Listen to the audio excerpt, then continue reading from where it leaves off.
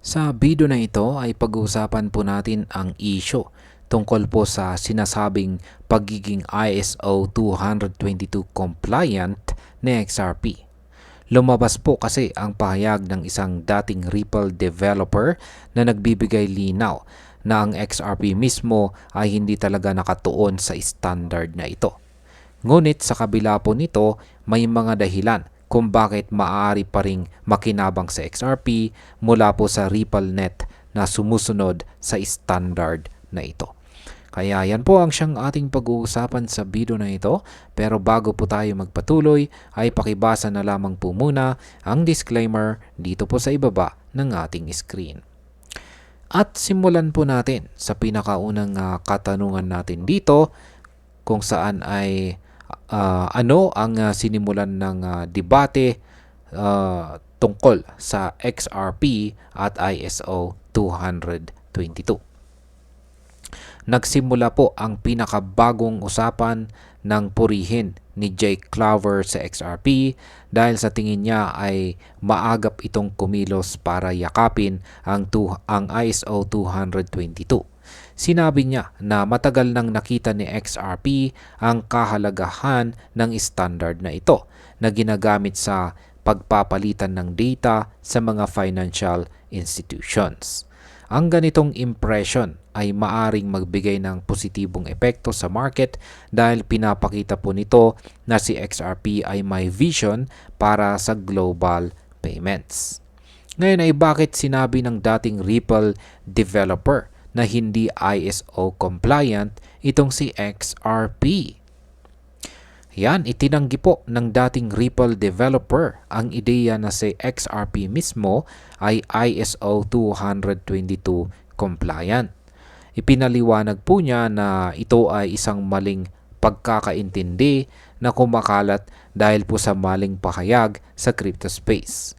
Kapag may ganitong kalituhan, posible itong makaapekto sa market perception at magdulot ng overhype na hindi suportado ng technical na katotohanan. Ano nga ba ang pagkakaiba ng Ripple at XRP sa isyong ito?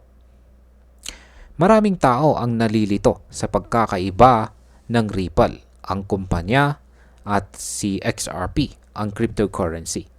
Ang Ripple ay isa pong kumpanya na bumuo ng RippleNet, habang si XRP naman ay isang digital asset na tumatakbo or nag-ooperate sa XRP Ledger.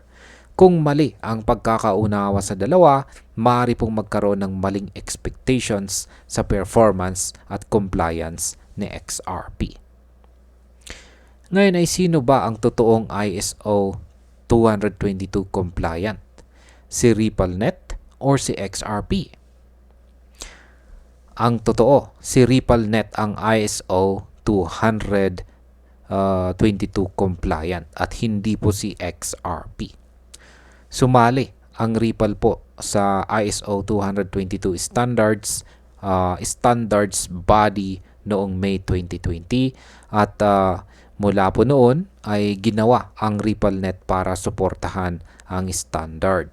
Dahil dito, mas madali nitong nakakonekta ang mga bangko at payment providers sa buong mundo sa pamamagitan po ng isang API. Ito ay mahalaga sa market dahil nagpapadali ito ng adoption ng RippleNet at indirectly ay mas nakikilala si XRP. Ngayon ay bakit hindi technical na compliant itong si XRP? Yan, hindi po technical na compliant itong si XRP dahil siya po ay nag-ooperate or ginagamit niya ang XRP Ledger na gumagamit naman po ng JSON-based APIs yan, or APIs imbis na XML format ng ISO 222. Mahalaga rin na tandaan na ang ISO 222 ay hindi certification para sa tokens kundi isang messaging standard para sa data exchange. Ibig sabihin ay kahit anong cryptocurrency ay hindi direktang may tuturing na ISO 222 compliant. Sa market perspective, ang ganitong katotohanan ay maaari pong magpabago ng pananaw ng mga traders na umaasa sa compliance bilang selling point. Paano pa rin nakikinabang si XRP sa ISO 222 compliance ng RippleNet? Kahit hindi po direktang compliant itong si XRP, nakikinabang pa rin siya mula sa pagiging compliant ng RippleNet.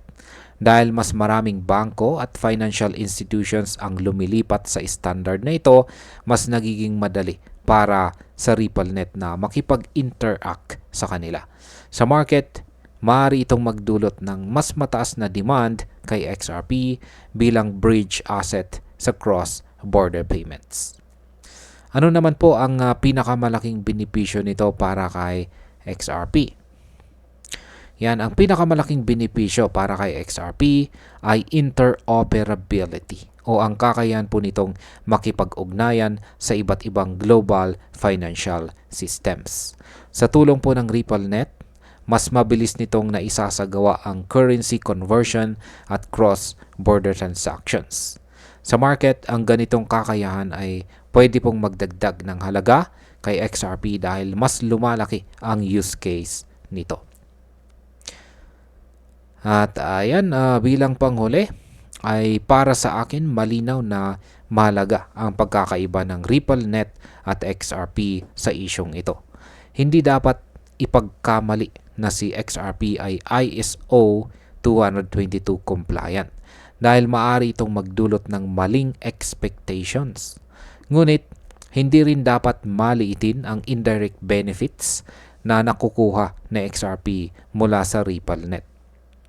Sa patuloy na paglipat or pag-transfer ng mga bangko sa ISO 222 standard, mas tumataas po ang posibilidad na madagdagan ang adoption at paggamit kay XRP sa global payments. Kung mangyayari po ito, maaring makita natin ang mas matatag na demand sa market para sa kanya. At ayan, hanggang dito na lamang po tayo sa video na ito mga ka-crypto. Marami pong salamat sa panonood. Ingat po tayo lagi at God bless po sa ating lahat.